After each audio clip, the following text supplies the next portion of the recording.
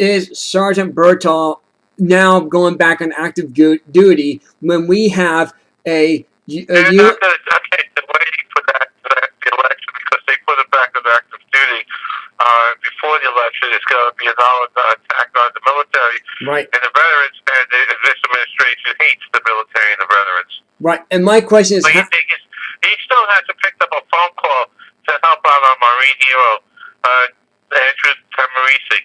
Right, and that's down in Mexico. Right, how come he's still in jail? How come we? No, if he was a traitor or a deserter, and then maybe he would have picked up a call and trained him for 5 more Taliban for amount of exchange. If he was one of those prisoner people. exchange. So his pride he sucked, and then you got so it's that way. The military is doing a half-ass, so to speak, in the Middle East. We got to destroy the enemy. You got to first name who the enemy is, which he refuses to do. It's Islamic extremism and Islam, who's the enemy is. They declare war on us, but we haven't recognized in this country with this administration that there is a war on terror, and that is against Islamic extremism and Islam itself.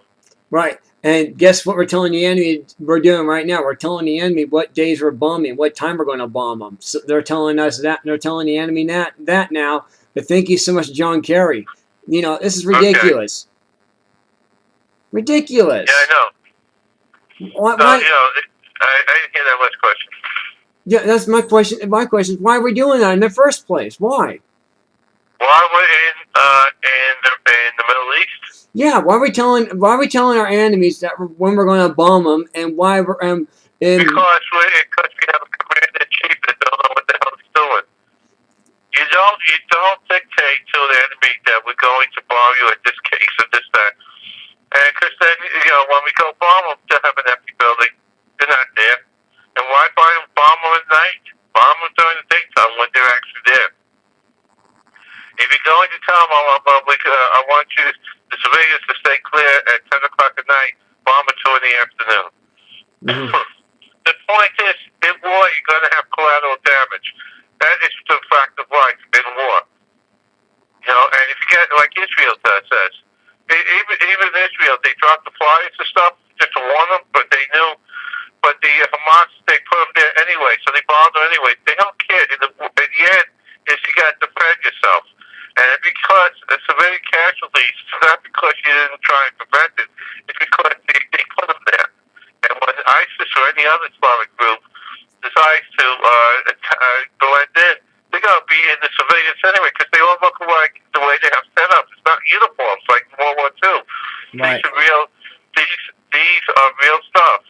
Right. And they're like guerrillas. And that's how it works. Right. I'm just grateful that Netanyahu is actually not telling the enemy when we're going to bomb them. We're not not telling the enemy when we're going to bomb. They're just bombing them, which is great. That's what it should be. How come we're not taking that action? That's my question. Because again, we have a weakling as the commander-in-chief that has no idea what he's doing. Obviously, he's way over his head right now. Obviously. Anyway, I gotta get going. I got a high sign here. Yeah. Because it's a business phone too. Right. Anyway, I want to thank you for tonight, and also remind everybody the last 2 days of voting. Early voting is tomorrow and Sunday. Mm-hmm. Get to the polls. We got to take back the Senate. Make sure you vote right. Vote Republican. Let's take back the Senate and save our country, the Constitution. Also down here in Florida, make sure you drag everybody you can to go to the polls and re-elect Governor Scott. We do not want an Obama puppet to run the state and make it look like Detroit, but on a larger scale. Mm-hmm. It's time to make sure that we actually continue our way of progression into an area of extreme work. We are this state is growing. We're the second fastest state in the country when it comes to population growth and working and employment. Texas being the first. Right. So let's continue staying on the right track. Also, when you're at the polls, make sure you vote for Joe Kaufman for Congress in CD, that's Congressional District 23. That's Joe Kaufman for Congress, CD 23. That's That's basically South Broward and Miami, North Miami, and make sure that you vote for Joe Kaufman for Congress, and let's get on and win this thing and take it. We got to defeat Debbie Watson and Schultz. Yeah, this time for sure, because otherwise we will not have a country otherwise. And that's how crucial this election is. We will not have a country. Anyway, again, get going. Again, go to the polls.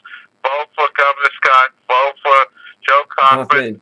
And across the country, let's take it back to our Senate. Vote for the Republican candidate. I'll see you next week. All right, thank you so much for your time, Joe Goldner. We'll do a follow-up with you about the election results for next week for sure. Yeah, Wednesday we'll talk to you. Bye-bye now. Right, thank you. I'll talk to you on Wednesday then? Is that right, Wednesday? Yeah, we'll talk to you Wednesday for the follow-up. Tuesday we're busy. Oh, good. That sounds great. Tuesday, they'll have you on Friday too then. Okay, that sounds great. All right, okay, let me go. All right, thank you so much for your time, Joe Goldner. Bye-bye now. Bye-bye.